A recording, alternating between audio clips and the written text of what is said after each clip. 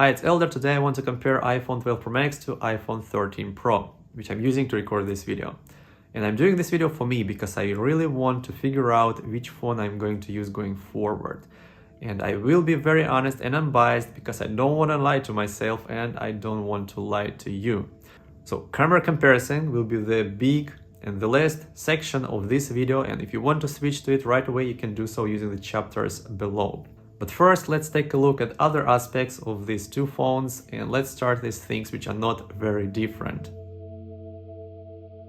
Performance-wise, iPhone 13 Pro is of course more powerful, it has more efficient and more powerful chip, but at the end of the day, in real-world usage, you won't notice a lot of difference.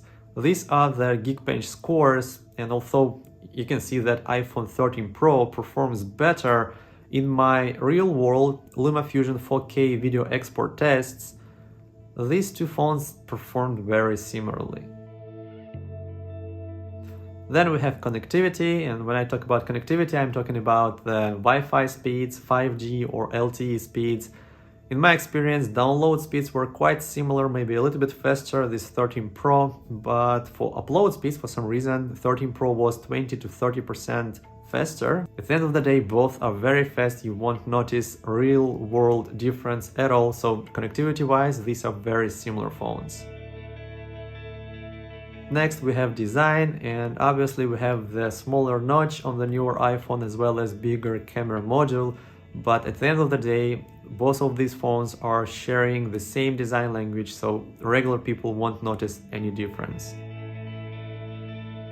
Last year, iPhone 12 Pro Max was the best iPhone when it comes to battery life, but this year Apple has improved it on all of its iPhones, and in my experience, iPhone 13 Pro gets very similar battery life to iPhone 12 Pro Max. I do have a special procedure for battery testing. I have 4 tasks which I kind of use my iPhone for the most. So what I've done, I have done 4 of these tasks for 1 hour, 60 minutes each, and these are the numbers I was getting regarding the battery consumption. As you can see, the overall picture is very similar, although if you take a look at FaceTiming, for example, 12 Pro Max performed much better for some reason, but for example, if you take a look at the video streaming, 12 Pro Max is actually a little bit worse compared to 13 Pro. So battery-wise, for me, at the end of the day, after regular usage, I was getting pretty similar numbers. I was ending the day with 20 to 30% of battery life. So for me, battery life is great on both of these devices. This brings us to the differences between these two devices, and I want to start with display because of course iPhone 13 Pro and Pro Max this year have the ProMotion high refresh rate display, and it is noticeably smoother and nicer to look at. I wasn't really sensitive to switching between the high refresh rate displays and 60Hz displays until last week. I went on a trip and I only took my iPad Pro and my 13 Pro with me without the 12 Pro Max. And after 1 week, after exclusively looking at ProMotion displays and coming back to this 12 Pro Max today, I can feel the big difference. I can see it, my eyes can see that 12 Pro Max feels much more sluggish and slower for some reason. But in any case, I'm sure if I use it for a couple more days, I will get used to the slower display on 12 Pro Max and it won't be a big difference for me. But for some people, I know that some people are very sensitive and high refresh rate alone can be a reason to upgrade.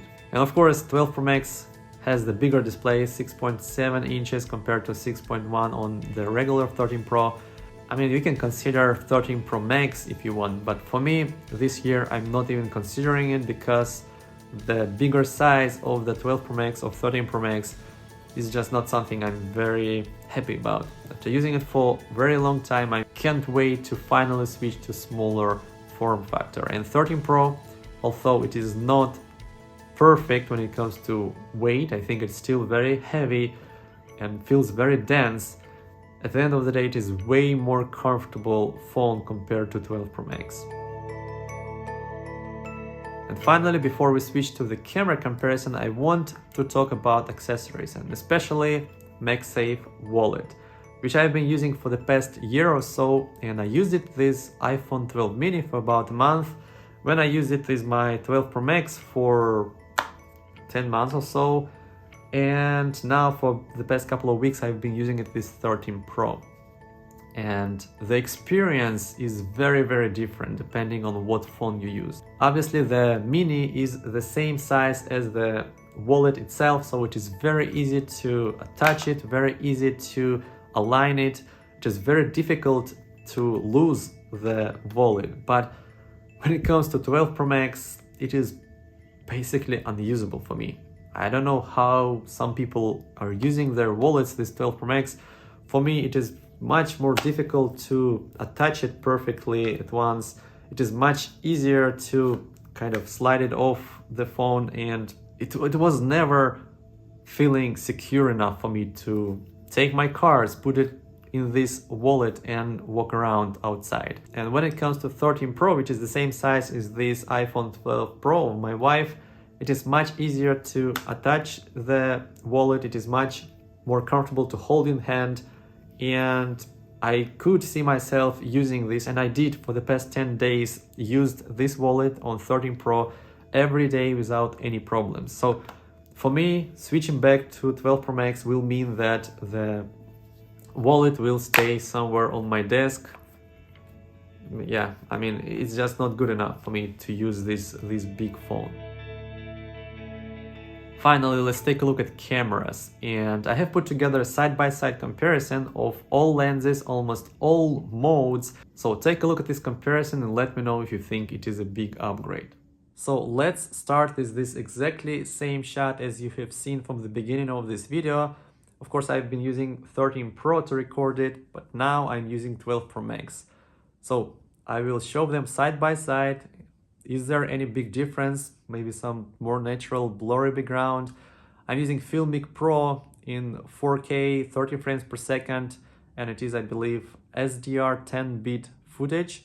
So this shot is very important for me because I'm using it for all of my YouTube videos. So I'm very curious to see if there is a big difference between these two devices.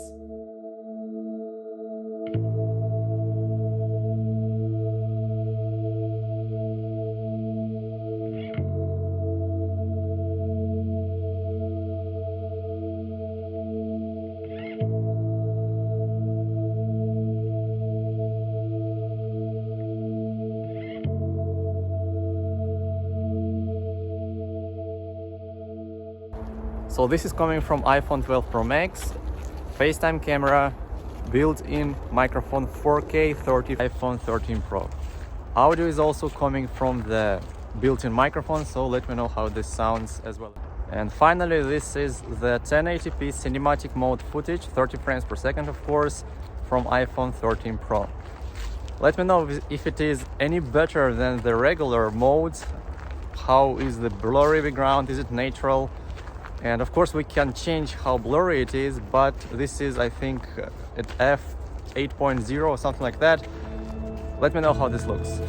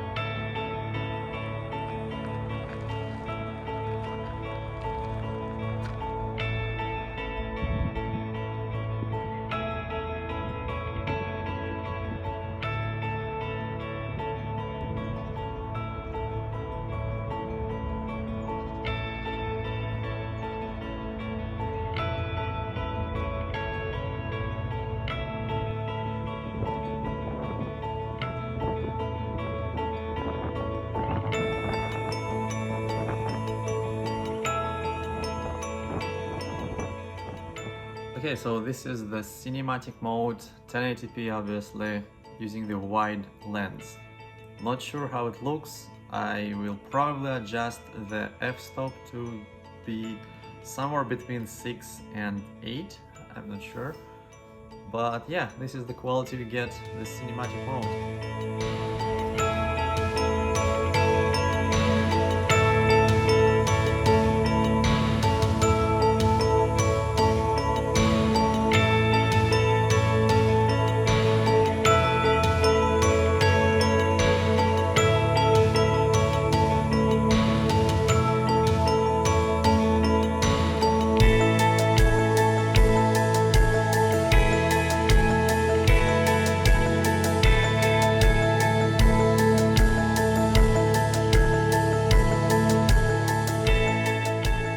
And this is the video from iPhone 12 Pro Max, ultra wide camera.